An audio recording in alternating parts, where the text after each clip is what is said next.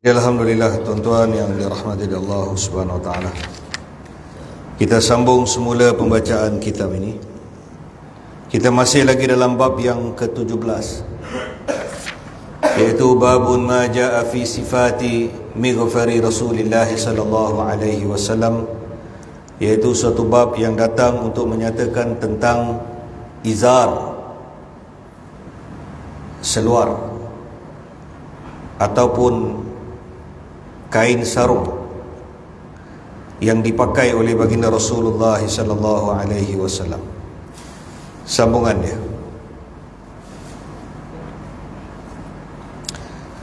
Sayyidina Abu Bardah bin Musa Al-Asy'ari radhiyallahu anhu menceritakan, Ummahatul Mukminin Sayyidatina Aisyah radhiyallahu anha telah menunjukkan kepada kami sehelai pakaian yang bertampal dan sehelai kain sarung yang tebal, yang kasar. Kemudian ia berkata, baginda Rasulullah sallallahu alaihi wasallam wafat sewaktu memakai pakaian ini. Jadi Sayyidina Abu Bardah ibni Musa al-Asy'ari radhiyallahu anhu menceritakan, Sayyidatina Aisyah radhiyallahu anha telah menunjukkan kepada kami ada sehelai pakaian yang bertampal dan juga sehelai kain sarung tebal yang kasar. Kemudian dia berkata, baginda Rasulullah sallallahu alaihi wasallam wafat sewaktu memakai pakaian ini. Hadis ini diriwayatkan oleh Imam Muslim pada hadis 2030 dalam bab pakaian baginda Rasulullah sallallahu alaihi wasallam. Jadi dalam keterangan hadis ini berkata Hadrat Maulana Zakaria Al-Kandalawi rahmatullah alaih, adalah baginda Rasulullah sallallahu alaihi wasallam itu suka berpakaian sederhana sehinggalah akhir hayatnya. Sungguh pun umumnya taraf hidup mereka telah meningkat pada waktu itu. Jadi kata Zakaria rahmatullah alaih, Nabi sallallahu alaihi wasallam mengambil jalan pertengahan, wasata. Nabi ambil jalan pertengahan. Dalam berpakaian Nabi sederhana, dalam makan Nabi sederhana, rumah pun sederhana. Sebab apa? Sebab umat ini adalah umat wasata, umat pertengahan. Kalau kita ambil jalan tengah, kita selamatlah. Kalau kita hidup sederhana, kita selamat. Tidak terlalu kaya dan tidak terlalu miskin. Tidak terlalu kenyang dan tidak terlalu lapar. Jadi dalam berpakaian, kata Maulana Zakaria, Rasulullah sallallahu alaihi wasallam suka berpakaian sederhana sehinggalah akhir hayatnya. Sungguh pun umumnya taraf hidup mereka telah meningkat pada waktu itu. Jadi pada akhir kehidupan Nabi, kesenangan tu dah datang. Nabi menerima banyak pakaian-pakaian hadiah daripada orang. Nabi juga terima barang-barang dagangan. Nabi terima hamba-hamba wanita hadiah. Kan? Raja Muqawqis hantar Maria Al-Qibtiyah, satu perempuan yang bermata biru, yang paling cantik dalam semua isteri-isteri Nabi. Yang paling cantik Maria Al-Qibtiyah. Tapi Maria ni dia bukan status isteri, dia status hamba. Tu kena belajar hukum fiqh pasal hamba ni. Hukum dalam Quran tu ada lagi, tapi sekarang tak boleh amal sebab hamba tak ada. tapi hukum tu ada. Jadi hamba ini dimiliki.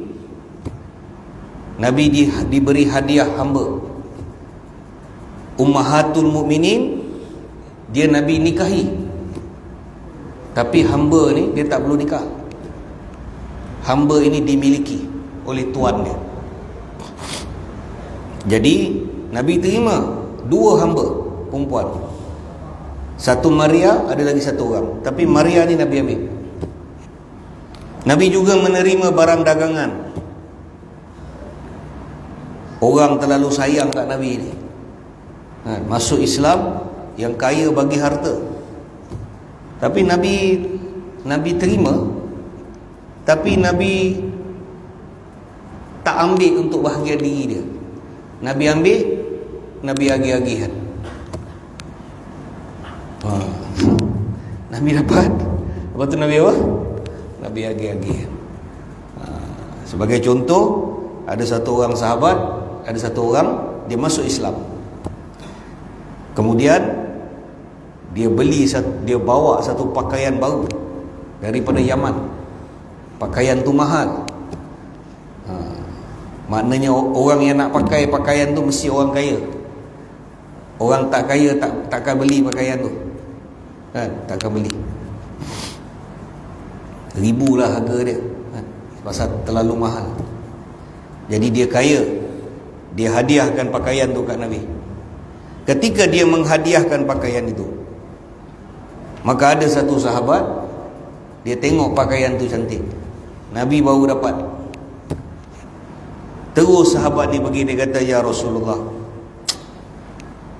bagilah pakaian tu ke aku." Sahabat ni minta. Dia kata, "Ya Rasulullah, bagilah pakaian tu, bagilah saya." Jadi bila dia minta tu, dia minta depan khalayak ramai. Dia minta depan sahabat yang lain. Jadi dia minta depan orang yang bagi baju tu. Orang tu bagi baju, orang tu belum balik lagi, orang tu baru bagi. Nabi terima. Kira senang faham, Nabi terima dalam plastik lah, belum buka lah. Sahabat ni datang, dia kata, "Ya Rasulullah, bagilah baju ni kat saya." Dia minta depan orang. Nabi diam. Kemudian datang satu sahabat lagi, dia kata, "Apalah kau ni? Nabi belum pakai baju tu lagi. Nabi belum pakai." Kemudian Nabi berkata kepada dia, Nabi kata, "Izinkan aku pakai dulu." Nabi kata, "Bagi aku pakai je." Sebab apa? Nabi nak menyenangkan hati orang yang nak menyenangkan hati orang yang bagi tu. Orang yang nak bagi ni nak senangkan hati dia. Jadi Nabi pun pakai baju tu. Jadi bila Nabi pakai baju tu, sekejap bila Nabi pakai, Nabi nak senangkan hati orang yang hadiahkan tu. Lepas Nabi pakai, orang tu gembira, orang tu pun pergi, Nabi pun buka. Nabi panggil dia, "Bye, beto." Nabi pun Nabi bagi. Jadi perbuatan sahabat tu tidak disenangi oleh sahabat yang lain ni. Jadi bila Nabi dah pergi, mereka ni macam marah lah. "Apalah kau ni? Kok ia pun janganlah minta orang tu nak bagi Nabi." Sahabat ni kata, "Apakah kalian semua ni? Apakah kalian semua ni ingat aku nak minta ni sebab aku nak minta? Bukanlah aku minta itu untuk aku pakai," kata dia. "Aku bukan minta sebab aku nak pakai, tak." Dia kata, "Mesti kau orang ingat aku minta tu sebab aku nak pakai." Dia kata, "Tak. Aku minta baju tu sebab aku nak jadikan pakaian itu kain kafanmu." Sebab Nabi dah aku tahu Nabi akan ketika diberikan kepada Nabi, aku tahu Nabi akan pakai. Dan aku nak kain tu menyentuh jasad mulia Nabi sallallahu alaihi wasallam. Lepas tu aku nak baju tu. Sebab apa? Aku nak jadikan dia kain kafan bagi diri. Bukan aku ambil tu sebab aku nak pakai hari-hari, tak.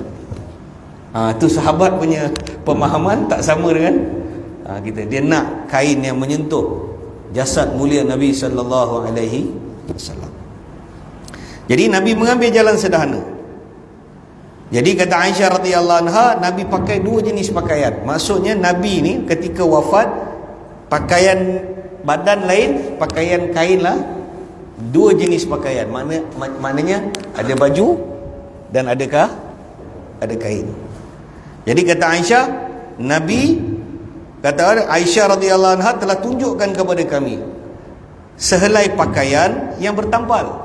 Baju Nabi tu bertampal. Dan sehelai kain sarung, lunggi, kain pelikat yang kasar kain dia. Kemudian Aisyah radhiyallahu anha berkata, kalau kamu nak tahu, inilah baju pakaian yang dipakai oleh Nabi sallallahu alaihi wasallam ketika Nabi menghembuskan nafas dia yang akhir. Nabi pun pakai baju tampal. Hadis ini diriwayatkan oleh Imam Muslim. Jadi kata Maulana Zakaria rahmatullah alaih, baginda Rasulullah sallallahu alaihi wasallam suka berpakaian dengan sederhana sehinggalah akhir hayatnya. Sungguh pun umumnya taraf hidup mereka pada waktu itu telah meningkat. Maknanya ketika Nabi nak wafat, harta kekayaan dah orang dah mula bagi hadiah. Maka selepas penaklukan Khaybar, selepas para sahabat memenangi peperangan Fatah Khaybar, setelah sahabat terlibat dengan satu perang, nama dia pembukaan Khaybar ni. Nama perang Khaybar dengan Yahudi. Perang ni dengan Yahudi. Ini Khaybar ni di Madinah, di border Madinah. Ada satu border Madinah ni, Khaybar ni dia dekat dengan Madinah. Dan Khaybar ni, majoriti yang duduk Khaybar ni Yahudi. Dan orang Yahudi duduk di Khaybar ni bukan masa zaman Nabi lahir, tak. Sebelum Nabi lahir dah ada Yahudi di Khaybar. Berlaku satu penghijrahan beramai-ramai sebelum Nabi lahir. Selepas zaman Nabi Musa, datang Nabi Isa bin Maryam. Daripada zaman Nabi Musa, mereka dah keluar daripada pengikut Nabi Musa ni. Selepas Nabi Musa, mereka telah keluar daripada Madian ni, daripada Mesir. Dan khabar tentang kelahiran Nabi akhir zaman tu diketahui oleh orang-orang Yahudi. Jadi orang Yahudi dah ada maklumat dah tentang Nabi akhir zaman ni, dia akan keluar di satu negeri yang penuh dengan tamar, negeri yang penuh dengan pokok tamar. Dan mereka telah dapat sumber maklumat hasil risikan Yahudi pada waktu tu. Jadi tempat berdasarkan maklumat kitab Yahudi ni, mereka dapati benda tu mirip, maklumat yang dia dapat tu, suasana tu mirip ada di Yathrib, nama tempat dia. Nama lama Madinah. Sekarang kita panggil Madinatul Tayyib, Rasulullah panggil. Tapi nama asal Madinah tu Yathrib. Jadi dia tengok spek dia tu, maklumat yang dia dapat Nabi akhir zaman ni nak lahir kat mana, begini tempat dia. Bila dia cek, tempat tu mirip 99% tempat ni Yathrib. Jadi mereka buat apa? Mereka berhijrah beramai-ramai. Mereka tak duduk Yathrib, mereka duduk border Yathrib. Nama tempat tu Khaybar. Datang Seremban, tapi tak duduk Seremban, dia duduk Seremban 2. Tahu? Dia nak conquer Seremban, tapi jangan duduk Seremban dulu. Kita duduk Seremban 2, kemudian kita masuk Seremban 3. Kita kepung Seremban ni dengan Seremban 2 dan Seremban 3. Kita duduk situ dulu. Jadi Yahudi dia cerdik, dia tak masuk Yathrib, dia duduk di Khaybar. Kemudian dia masuk dalam Madinah ni, masuk dalam Madinah, dia bercampur gaul dengan orang Madinah, dia bermuamalat, dia berniaga, dia hidup dengan orang Madinah. Jadi selepas penaklukan Khaybar, berlaku satu peperangan antara sahabat dengan orang Yahudi di Khaybar. Sayyidina Ali dalam peperangan tu, maka Khaybar ni dia kota, dia ada pintu gerbang dia. Nak masuk Khaybar, Yahudi buat buat macam tembok lah, buat macam kota. Dia ada pintu dia, dan pintu dia tu besar. Dan orang yang memecahkan pintu Khaybar dan mengangkat pintu Khaybar tu adalah Ali ibn Abi Talib. Kuat Sayyidina Ali ni. Allah Ta'ala bagi dia satu kekuatan, Sayyidina Ali ni. Sebab apa? Sebab dia ada keistimewaan yang Nabi doakan untuk dia. Jadi Allah bagi dia kekuatan. Sayyidina Ali ni dia cabut pintu Khaybar. Orang ketika Sayyidina Ali angkat pintu Khaybar, para sahabat Yahudi pun terpegun. Kekuatan yang ada pada Ali ibn Abi Talib. Jadi selepas penaklukan Khaybar, kalah Yahudi dalam Khaybar, maka harta rampasan Yahudi ini ditawan oleh orang Islam. Jadi selepas penaklukan Khaybar, keadaan hidup orang-orang Islam pada waktu itu bertambah lapang, mula senang. Mula senang. Orang Islam mula dapat harta rampasan. Dulu susah. Kemudian setelah Fatah Mekah, setelah peristiwa pembukaan kota Mekah, setelah Fatah Mekah, raja-raja dari negara yang lain juga memberi hadiah-hadiah dan seumpamanya. Selepas Fatah Mekah, raja-raja keliling pun dah takut dah. Raja-raja yang ada keliling-keliling tu dah takut dah. Habislah. Kalau kita tak berdamai dengan orang Islam ni, akan berlaku penaklukan. Macam kita sejarah lah, sejarah tanah Melayu. Sejarah tanah Melayu ni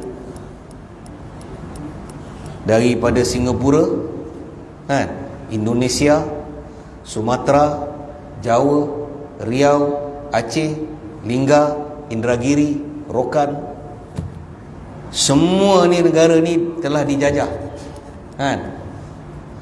Mula-mula datang Portugal, lepas Portugal datang Holland, Belanda, lepas Belanda datang British, lepas British datang, Belanda pun rebut. Belanda rebut tanah Melayu, Belanda juga rebut Indonesia, British pun rebut Indonesia, British pun rebut India, British pun rebut tanah Melayu. Semua ni dia rebut. Tapi satu negara dia tak rebut. Dia tak masuk satu negara ni. Negara apa? Thailand. Tak ada satu masuk Thailand. Pasal apa? Pasal Raja Thailand tu pandai. Bila dia tengok dah Belanda dah masuk, Indonesia dah masuk, dia mengadakan satu apa? Dia mengadakan satu perdamaian. Dia hantar hadiah, ufti, dia hantar hadiah. Hantar hadiah. Hantar hadiah, hantar perdamaian. Jadi negara dia pun tak ditawan. Jadi itu politik negara.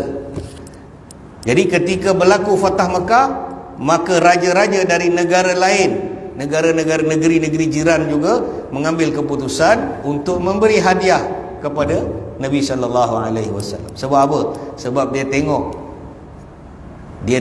kerajaan Mekah waktu tu boleh tumbang, bukan calang-calang nak jatuhkan empire Quraisy ni. Kerajaan Mekah waktu tu, kerajaan Quraisy ni, orang Quraisy ni, nak jatuhkan dia susah. Sebab dia memiliki segala-gala dia.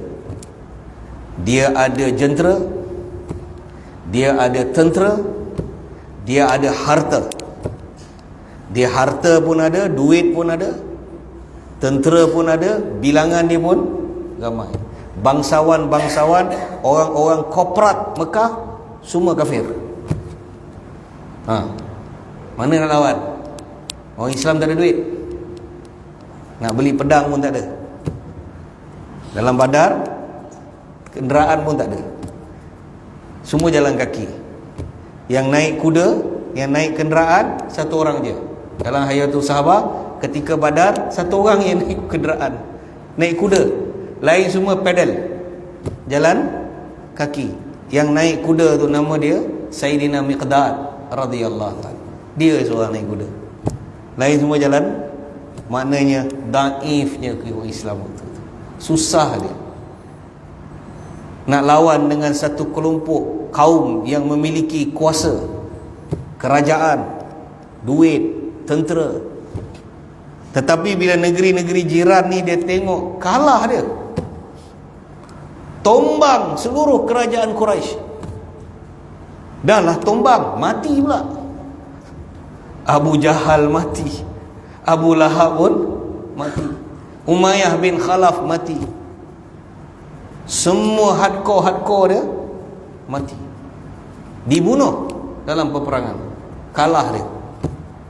Jadi bila berlaku Fatah Mekah, penawaran kota Mekah, maka raja-raja ni pun dah nampak bahaya lah ni. Kalau dia boleh kalahkan kerajaan Mekah ni, tidak mustahil dia boleh kalahkan kita. Dia pun hantar perisik-perisik dia. Raja-raja ni dia hantar apa? Dia hantar intelijen dia masuk. Dia masuk Mekah, dia siasat orang Islam ni macam mana hidup dia ni. Siapa sebenarnya orang Islam ni? Jadi berlakulah satu perisikan untuk mendapatkan maklumat tentang sahabatnya. Jadi bila dia bawa laporan balik ke raja dia, okey, dia keluarkan satu laporan sulit, kertas sulit lah. Tahu kertas sulit, laporan tentang siapa sebenarnya sahabat ni. Jadi bila dibaca keterangan itu, kemudian dibentangkan kepada rahib, pendeta-pendeta agama mereka, maka pendeta-pendeta agama mereka beritahu dengan raja dia, kalau inilah laporan dia tuanku. Dalam Hayatus Sahabah diterangkan, ketika dibacakan laporan itu, laporan risikan, jadi pendeta ni, dia punya penasihat, dia kata apa? Tuanku, kalau inilah laporan dia betul, kalau inilah orang dia, patut nak beritahu tuanku, singgah sana yang tuanku sedang duduk ni akan ditakluki, tuanku akan hilang kuasa. Kerajaan Rom pun diberitahu macam tu. Kerajaan Kaisar wal Kisra, Rom dan Parsi pun sama, diberitahu, tuanku, singgah sana tuanku duduk ni, saya rasa tahun depan dah tak ada lagi dah. Tahun depan dah habis. Dan apa yang dikhabarkan oleh mereka ni, benda tu berlaku. Jadi balik kepada riwayat ini, maka raja-raja dari negara lain juga memberi hadiah-hadiah dan seumpamanya. Walaupun begitu, Baginda sallallahu alaihi wasallam menerima hadiah itu, akan tetapi Baginda sallallahu alaihi wasallam tidak mengubah cara hidup dia. Harta kekayaan tu datang, Nabi terima, tapi Nabi tak ubah cara. Nabi remain the same. Macam mana hidup Nabi tu simple. Nabi menjalani satu hidup yang sangat sederhana. Kemudian Baginda sallallahu alaihi wasallam itu, walaupun begitu Rasulullah SAW menerima, tetapi Baginda sallallahu alaihi wasallam tidak mengubah cara hidup dia. Kenapa Nabi tak ubah cara hidup dia? Pasal apa Nabi tak ubah? Para ulama mengatakan, walaupun harta kekayaan tu datang kepada Nabi, bukan setakat orang bagi harta kekayaan. Tuan-tuan, orang kalau dia tawarkan kita nak jadi kaya, berapa kaya kita boleh jadi? Kalau satu raja, kalau hari ni lah tuanku tawarkan kita nak jadi kaya, agak-agak berapa kaya kita boleh jadi? Kalau hari ni sultan lah, kalau dalam Malaysia kita panggil dulu yang mau tuan agung, agung kita punya king, Sultan Abdullah panggil kita datang istana, imam datang istana, dah kena pergi istana menghadap tuanku. Kalau tuanku kata, hari ni saya nak jadikan kamu orang kaya, agak-agak berapa kaya kita boleh jadi? Adakah kekayaan kita boleh mengatasi kekayaan dia? Kekayaan tuan yang bagi tu, berapa kaya kita boleh jadi? Apakah kekayaan yang dia boleh bagi itu, kekayaan seluruh dunia ni? Tak boleh. Nabi SAW bukan setakat diberi kekayaan oleh raja-raja dunia, tetapi yang paling utama, Nabi telah ditawarkan kekayaan oleh Allah Subhanahu Ta'ala. Allah kata, ana malikul mulk, Aku adalah raja bagi segala. Aku ni kata Allah, ana malikul mulk. Aku adalah raja bagi segala raja. Semua raja-raja ni aku yang jadikan dia raja. Aku adalah raja bagi segala raja. Seluruh kekayaan dunia ni aku punya. Bukan dunia, 7 petala langit dan bumi ni. Aku maha kaya. Aku ghani. Dan Allah kata, wahai raja-raja, wa antamul fuqara. Walaupun kau raja, kau fuqara. Di pandangan mata dunia mungkin kau kaya, tapi di pandangan aku kau fuqara, kau fakir. Aku paling kaya, kata Allah. Allah telah tawarkan kepada Nabi sallallahu alaihi wasallam. Allah kata, ya ayuhan nabi. Allah tawarkan kepada Nabi. Allah kata, kalau engkau ingin, Allah tawarkan dia 2 benda, 2 pilihan. Apakah engkau nak menjadi satu nabi yang paling kaya? Kata Allah, kalau engkau nak jadi satu nabi yang paling kaya, aku akan tukarkan gunung-gunung di Mekah ni menjadi ketulan-ketulan emas. Kau akan jadi nabi yang paling kaya daripada Sulaiman. Sulaiman walaupun memiliki kekayaan, Allah tawarkan Nabi untuk jadi lebih kaya daripada Sulaiman. Kalau Allah bagi Nabi, kalau Nabi terima kekayaan tu, Nabi jadi orang Nabi yang tak ada satu orang akan jadi sekaya Nabi. Ataupun kata Allah, kalau engkau tak nak tu, kalau engkau nak, aku tukarkan gunung-gunung ni jadi emas. Tapi Nabi SAW tidak menerima tawaran tu. Nabi kata, ya Rabb. Nabi kata, wahai Allah, tidak perlu aku menjadi seorang Nabi yang kaya, tetapi aku mengambil pilihan untuk menjadi seorang Nabi yang satu hari aku makan, satu hari aku puasa, satu hari kenyang, satu hari lapar. Aku mengambil keputusan ni. Sebab apa? Sebab Nabi tahu, kata para ulama, Nabi berhadapan dengan majoriti para sahabat yang fakir dan miskin. Nabi berhadapan dengan majoriti ni. Majoriti yang terima Islam bukan orang kaya. Tu kena faham. Majoriti yang mula-mula terima Islam bukan orang kaya. Orang kaya di Mekah pada waktu tu majoriti kafir. Majoriti orang kaya pada waktu tu semua berada di kem kafir, berada di kem Abu Sufyan. Majoriti fuqara wal masakin berada di kem Nabi sallallahu alaihi wasallam. Jadi Nabi berhadapan dengan orang macam ni. Jadi kalau Nabi menjalani hidup orang kaya, sahabat akan jauh. Nak datang dekat pun tak berani, jauh. Macam kita lah tuan-tuan kan. Hari ni kita minum teh kedai Ijaz, kita sembang-sembang, kita kawan baik kan, kita biasa. Masa tu kita minum, mungkin masa tu kita pakai kancil je, kita tak ada apa-apa. Poket, duit dalam poket pun kadang-kadang ada, kadang-kadang tak ada. Tapi tiba-tiba salah seorang sahabat kita, Allah bagi dia satu jawatan ke, satu kekayaan, tiba-tiba dia berubah jadi kaya raya. Sekali jalan dalam poket, sini 10,000, sini 10,000. Macam mana jalannya? Sengit. Masa tu kalau kita tengok dia pun, kita pun nak menghampiri dia pun, tengok keadaan ni, kita pun rasa apa? Kita rasa kecil. Kita kawan dengan dia, tak ada jawatan, tak ada kuasa. Tiba-tiba ada pangkat, ada kuasa, ada jawatan, jadi menteri.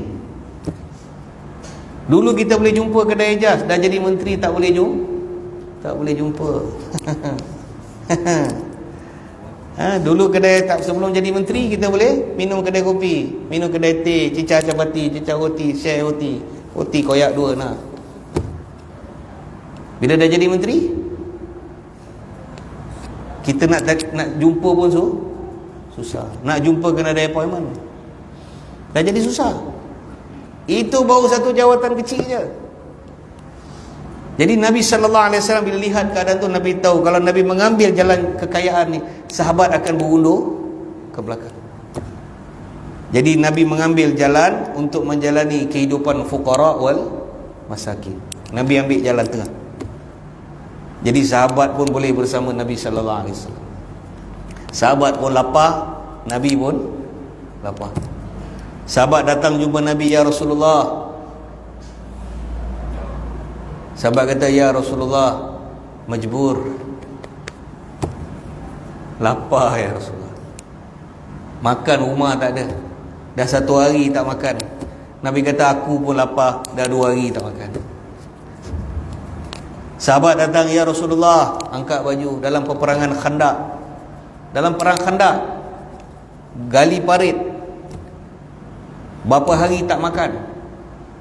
Sahabat terpaksa ikat 1 ketul batu untuk tahan perut tak masuk angin. Ikat sampai tahap tak boleh tahan, dah pedih. Sahabat kata, ya Rasulullah, lapar. Sahabat angkat baju, batu. Nabi kata, Allahu Akbar. Nabi angkat, Nabi 2 batu. Nabi dua batu. Jadi perjalanan yang Nabi pilih ni perjalanan mujahadah, susah, bukan senang untuk bangunkan agama ni. Itu sebabnya tuan-tuan, penutup dia, apabila Nabi sallallahu alaihi wasallam wafat, ini hadis yang masyhur, riwayat yang masyhur. Apabila Nabi menghembuskan nafas dia yang akhir, ketika Nabi habis nyawanya, kata Aisyah radhiyallahu anha, Sayyidina Abu Bakar radhiyallahu masuk dalam rumah. Sayyidina Abu Bakar telah tutup mata Nabi sallallahu alaihi wasallam. Aisyah anak, Abu Bakar bapa, dan Abu Bakar sahabat karib Nabi. Abu Bakar telah tutup mata Nabi sallallahu alaihi wasallam. Abu Bakar telah cium antara 2 kening Nabi. Kemudian Abu Bakar telah meletakkan tangan dia di atas perut Nabi. Abu Bakar kata, inilah jasad, inilah tubuh badan yang tidak pernah makan kenyang 2 hari berturut-turut. Abu Bakar kata, inilah jasad, inilah tubuh yang tak pernah merasa makan rasa kenyang, walaupun selama 2 hari berturut-turut. Maknanya inilah jasad, kalau dia dapat makan pagi, dia tiada makan di waktu petang. Kalaulah dia makan di waktu petang, dia tiada makan di waktu pagi. Aisyah radhiyallahu kata, awwala bid'at az-zuhur fil Islam. Aisyah kata, bid'ah yang mula-mula berlaku di kalangan orang Islam selepas Nabi wafat, iaitu orang Islam mula makan 2 kali 1 hari. Benda Aisyah kata, benda yang awal bid'ah yang mula-mula berlaku selepas kewafatan Nabi, orang Islam dah mula makan 2 kali satu hari. Maknanya apa? Zaman tu susah jumpa orang dapat makan 2 kali satu hari. Nama kalau makan pagi, itu je lah. Mungkin petang minum air je. Nak makan tu tunggu besok. Tapi hari ni tuan-tuan, pagi pukul 8 makan, kang pukul 10 kontraktor datang makan, kang tengah hari kang makan, kang pukul 3.30 kang goreng pisang, kang balik rumah kang sebelum datang Masjid Rahang minum lagi, makan lagi, kang lepas maghrib Masjid Rahang makan, kang dah makan babu capati, cai capati, pukul 11 lagi. Berapa kali makan? Fabi ayyi ala irabbikuma tukadziban. Pagi pukul 10, tengah hari pukul 3, pukul 6, lepas maghrib kat Masjid Rahang berani gam, lepas tu pukul 10 cai capati. Tu 7. Husin telefon ajak pergi kebal sekapan. Makan lagi. Allah Ta'ala bagi kita banyak makan. Akhirnya kita pun banyak sakit. Tapi itulah, bila kita mengaji kitab ni, kita akan tengok kan, Awala bid'ah, kata Aisyah. Bukan bid'ah tu jadi kafir, tak. Dia kata nak beritahu satu benda yang zaman Nabi tak berlaku. Tapi tak apalah, makanlah. Tapi makanlah berpada apa? Pada kan. Jadi insya-Allah lah tuan-tuan Jadi saya berhenti takat ni dulu. Insya-Allah kita sambung pada minggu yang akan datang insya-Allah. A'udzubillahi minasyaitonirrajim. Bismillahirrahmanirrahim. Alhamdulillahirabbil alamin wassalatu wassalamu ala asyrafil anbiya'i wal mursalin wa ala alihi washabihi ajma'in. Allahumma salli ala sayyidina Muhammadin nabiyil ummi wa ala alihi wasallim taslima. Rabbana ighfir lana wa liwalidain wa lil mu'minina yawma yaqumul hisab. Rabbi irhamhuma kama rabbayana saghira.